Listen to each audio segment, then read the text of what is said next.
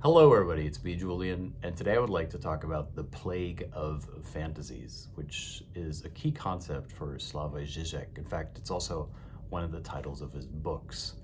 And I'm going to try to give you an explanation of this concept, how it relates to the Lacanian theory of fantasy, and give you a little bit of historical, philosophical context for where Žižek gets this idea from. In fact, Žižek uses a pretty simple example for what he calls the Plague of Fantasies. He says, imagine that you're in a relationship and your partner has cheated on you.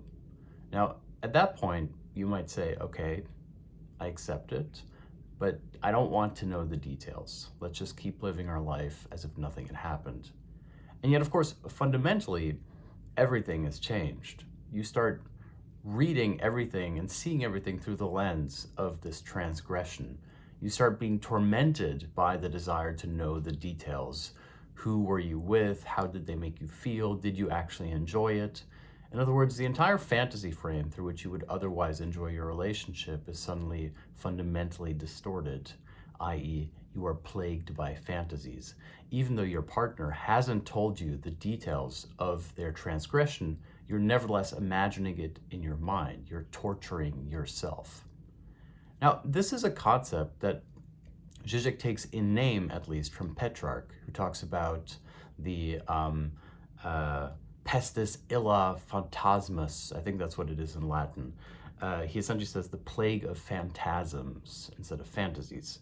And Petrarch is essentially engaged in a dialogue with Augustine, in which he's talking about how man can be in union with God.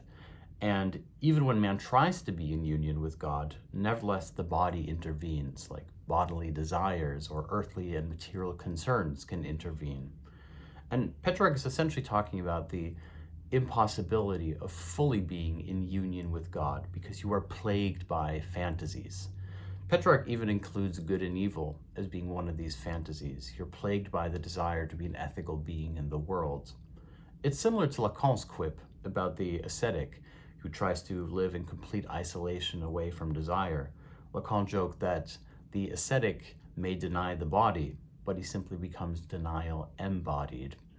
And Petrarch is making a similar argument. He's essentially saying, you could try to completely deny the material worlds, and yet you will be plagued by fantasies. You will be plagued by the body and its desires. And here I want to give you a brief explanation of why Žižek uses this concept to begin with.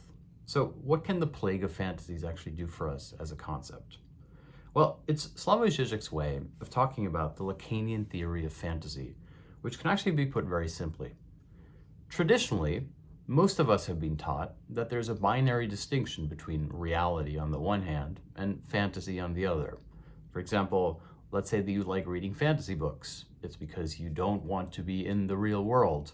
Or when you go to university and your college professor says to you, once you leave the university, you'll have to enter the real world. This is just a fantasy place. This is the ordinary binary. We think of fantasy as an escape from reality. Like, reality is so hard to deal with, and so we escape into fantasy. That's what most people think. But for Lacan, it's the other way around. Lacan says, we only access reality through fantasy. In other words, by itself, material organic reality is inaccessible. It's horrible, it's brute, it's just flesh and bones and dust and griddle. But if we impose a fantasy frame on it, then we have a reason to exist, a reason to live. The other day I was watching a video on YouTube. It was the soundtrack for the One Piece anime. And the most upvoted comment was, I don't enjoy my life, but after watching this video, I think I can start to enjoy it again. I thought that was a brutally honest comment. Essentially, what this person had realized was that the One Piece soundtrack was a fantasy frame that had allowed them to reconfigure their existence differently.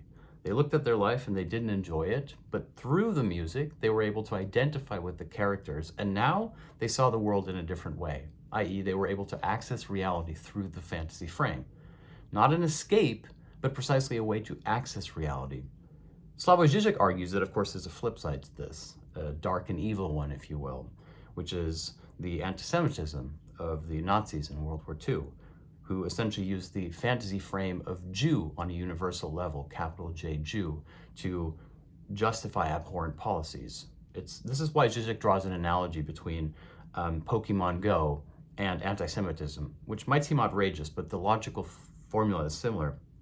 Pokemon Go says, go out into the world and you will find Pokemon everywhere, even though they're not there, they're virtual. Anti-Semitism says, go out into the world and you will find Jewish conspiracies everywhere, even though they're not real, they're virtual.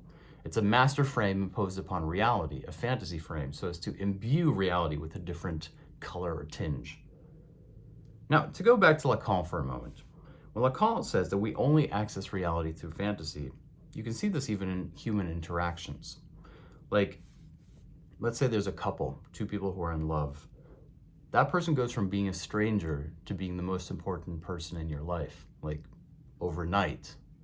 And strictly speaking, you're just two flesh bags, but somehow that person is your love of your life, the person you love deeply, that you care for, that you would do anything for. And the whole point is that therefore there is more truth to the fantasy, i.e. to my personal romantic associations with you, than there is to the organic material compounds of your body. In fact, Lacan essentially argues that there's nothing to the material world except the fantasy frame. The truth lies in the coordinating structure of the frame. And this is what is called a master frame. A master frame essentially fills in how you view everything else. It's like an overarching principle that allows you to access into reality. And when you lose it, you become a psychotic. Essentially, when you lose it, you become an obsessional neurotic, which is to say you're constantly doing things over and over again, but you have no reason why you're doing them.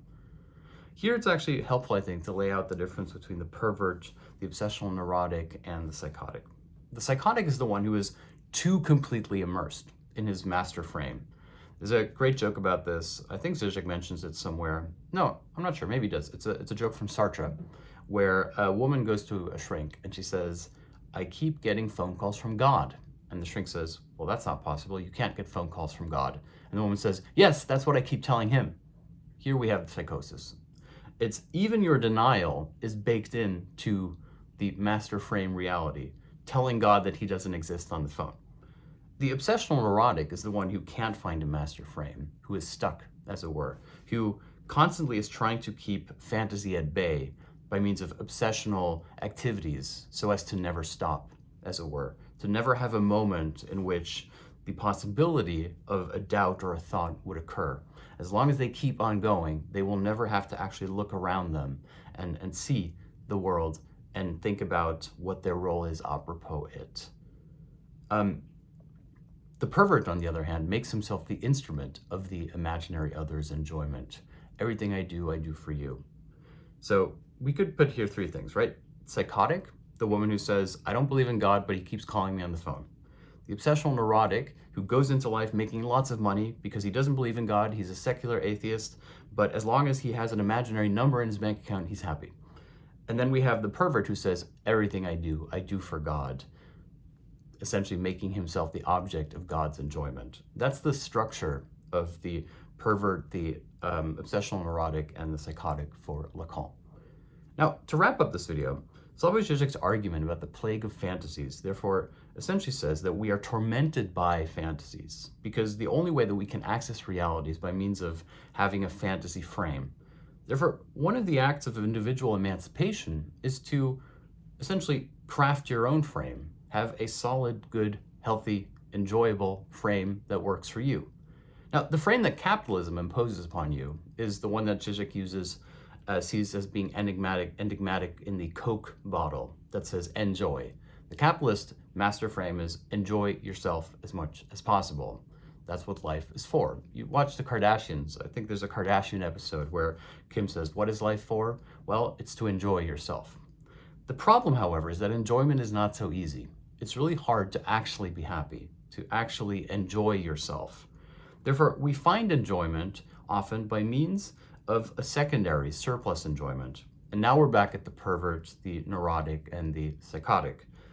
The pervert enjoys not for himself, but for the other.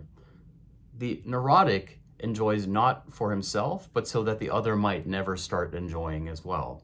It's like the father who says, everything I do is for you. I will work completely. I will put aside my entire life so that you can have a great life.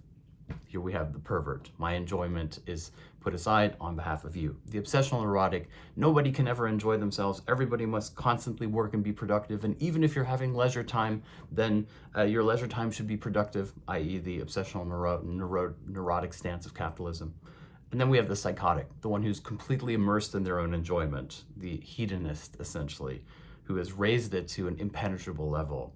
But the problem is that even at that level, enjoyment becomes an obligation. Like Lacan said, you can deny the body, but you become denial embodied. It's like Don Giovanni, who famously sleeps with anything that moves, basically, and who has a servant who keeps a list of all his conquests. But the secret is, he's not really enjoying his romantic conquests. Now he's in love with the list. He works for the list. In other words, his ethical stance has become, I need to add a new name to my list of conquests. The problem of enjoyment, therefore, is precisely that it is elusive. As Goethe once said, happiness is always like a dog nipping at our heels. And the principle of the Plague of Fantasies is therefore that fantasies, what allows us to access reality, what allows us to access enjoyment, happiness, and contentment, but at the same time, it's what keeps us from being happy. It's that nagging doubt or awareness that it is all for naught, like in the Barbie movie where she's having a dance party and suddenly has an intrusive thought of death. The Plague of Fantasies is therefore the double-edged sword that gives us the possibility of imbuing reality with meaning, and yet also appears to make it meaningless. Thank you so much for watching. I will see you tomorrow. And if you'd like to download my ebook, the latest one is available on Patreon, as well as the audio for all of my lectures and my bonus podcasts that I post every week. See you tomorrow.